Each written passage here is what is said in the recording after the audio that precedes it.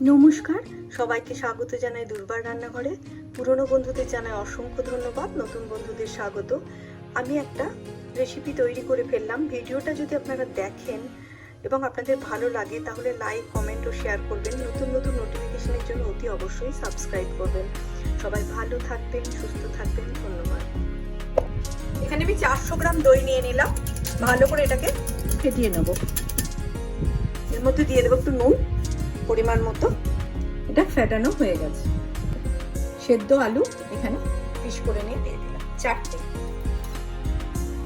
দিলাম পেঁয়াজ কুচি, একটা মিডিয়াম সাইজ পেঁয়াজ কুচিয়ে নিয়েছি, দিয়ে দিলাম। দেবো একটু লেবুর রস, ধনে পাতা কুচিয়ে নিয়ে। ফ্রাই প্যান বসে একটু তেল দিয়ে দিলাম, সর্ষের তেল। তেল গরম হয়ে গেছে, এখানে আমি একটু সর্ষে দেবো কালো, দেবো শুকনো লঙ্কা,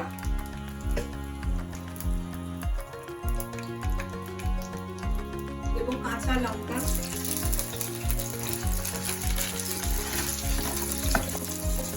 দেবো কসুরি মেথি, আর দেবো একটু কাশ্মীরি লঙ্কার গুঁড়ো।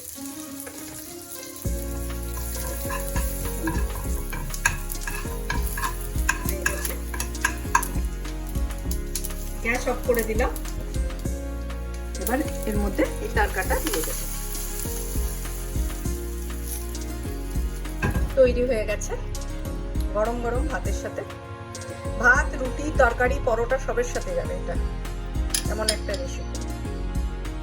এখানে আমি লেবুর রস দিয়েছি, আপনারা আমচুর পাউডারও ইউজ করতে পারেন।